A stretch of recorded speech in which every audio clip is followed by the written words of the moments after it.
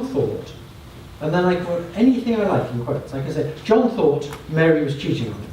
But I can also say, John thought whoops, or John thought whoopee, or John thought it's snowing, or John thought damn. Anything you can put in quotes could be what John thought. That doesn't mean that thoughts are little strings of symbols in quotes. What the thing in quotes is, it's the way we refer to the thought John has, and we refer to it by a string of words that would elicit that thought. Or alternatively, a string of words that that thought would produce if someone wanted to express that thought. But the thought itself is totally different from the string of words that comes in and the string of words that comes out. It's a different kind of beast. Okay.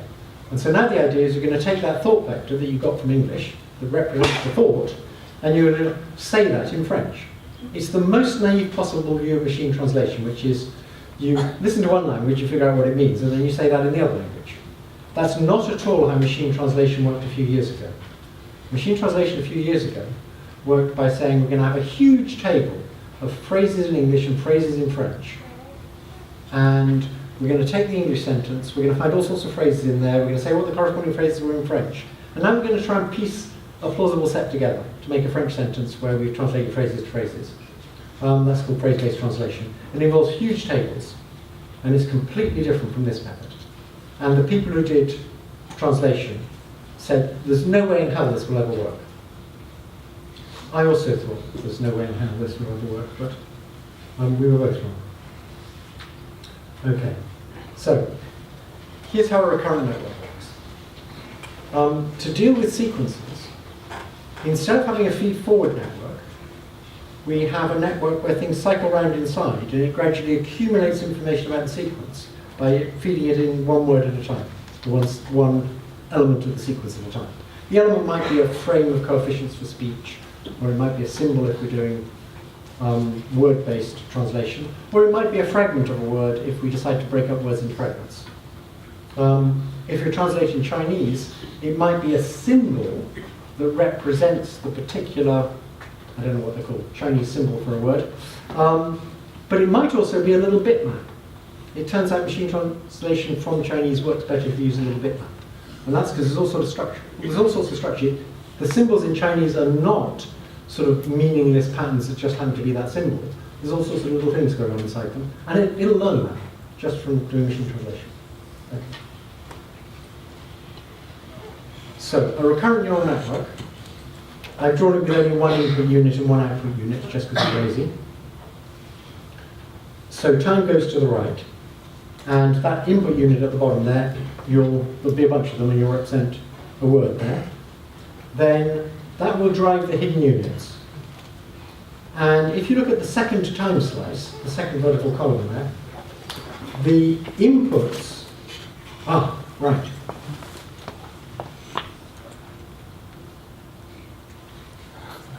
It's not working? Felix! Yeah, sorry. I talked to Felix Souther. Okay. If you look at the second column there, you'll notice that the hidden units in that column, the hidden neurons, get their inputs from the previous states of the hidden neurons. That's the essence of a recurrent network. What's more, the weights at each time step are the same. So you can think of it like a layered net, where the layers are now time layers, but the weights of each layer are the same, unlike a typical feed-forward net. And instead of the input coming in just at the beginning, the input comes in at each time slice at the same. Okay, that's a recurrent net.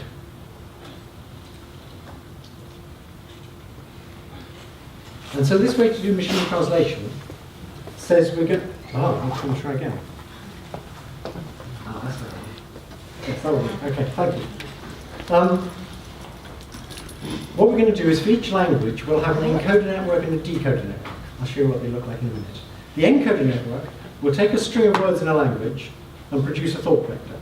It'll convert a string of words into a big vector of neural activities, which is what I'm claiming a thought is.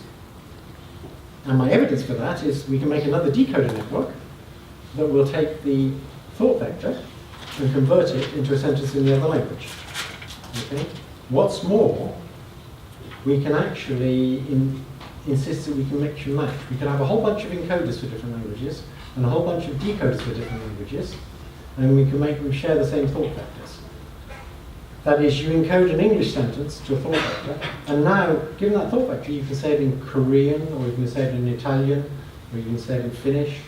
So it really is the meaning sort of separated out from the language, which is completely unlike phrase-based translation. So here's what an encoder network looks like.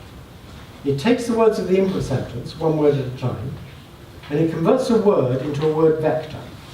That is, a pattern of activity on a bunch of neurons, which learn to be features that capture different aspects of the word's meaning.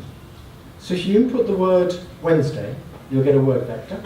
It's learning of this, of course. If you input the word Friday, you'll get a very similar word vector. Okay.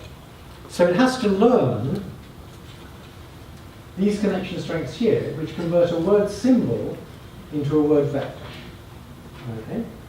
And notice all the green connections are the same weights. And all the red connections are the same weights. Obviously, if you put in a different word, you get a different word vector. So it's learning simultaneously these, how to convert words to word vectors, how the word vectors should affect the hidden units, and how the hidden units should affect each other. And it's going to learn all this by backpropagation. But the question is, if I could tell you the thought, if I could give you the thought vector, I'd love to be able to sort of show you my thought vector. It wouldn't actually be much use to you, because it would be like 100 million neurons, and I'd be telling you the activities of each of these neurons. And you have a different set of neurons, and it would be completely useless. I'm much better off telling you it's the thought vector that was caused by this string of words. That's how we communicate thoughts. We tell you the string of words that caused them. But don't confuse the string of words with the thought. Okay, we're going to train all this by backpropagation, and the training is going to involve a decoder as well. So that's the encoder. We can turn those four words, that four-word sentence, into that thought vector. Then the decoder is going to take a thought vector. Let's suppose this is a French decoder. And the first thing it's going to do is say, okay, if that's the thought, I need to figure out what a plausible first word is to express it. And so it takes all its French words, and it puts a probability on each of them. It says, given that thought, le has a chance of 40%, and la has a chance of 50%, and sha has a chance of 2%, and so on. Then if you want to decode what you could do, this would be a fairly dumb way to decode, but it works. You could pick from that distribution.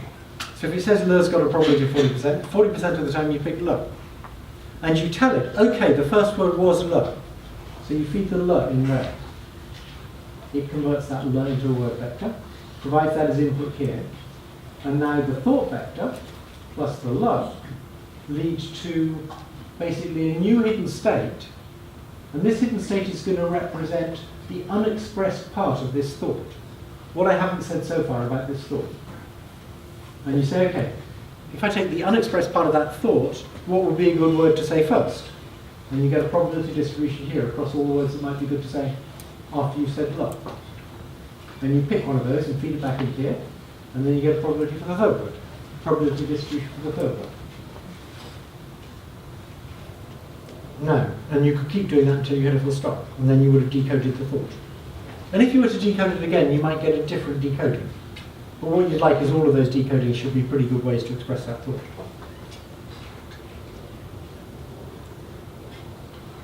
Now, the way we're going to train it is we're going to start off with all these weights being random in the decoder, and all these weights being random in the encoder. Everything's random. Things the same color are the same weights. And we take this stream of English words, we run it through this system, we produce complete gobbledygook here, because these are all random weights. That complete gobbledygook produces some random distribution here, and you pick something from it, you feed it back in there. That produces another random distribution. You pick something from that, feed it back in here. You get a distribution here. And at each time, you know what the correct word was according to the translation. So we know, for example, what the correct third word was according to our database, our set of pairs, matched pairs. we know, given this English sentence, the correct third word in the French sentence is some particular word.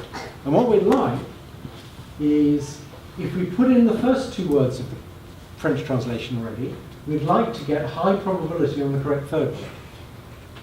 And so what we're going to do is we're going to look at the probability that comes out. We're going to compare it with the probability we want. So with the correct word, we'd like to make the probability higher. For the incorrect words, we'd like to make the probabilities lower. And we're going to take that discrepancy and send it backwards through here. And that'll learn these weights and these weights and these weights. We'll send it backwards through here. That'll help us learn these weights.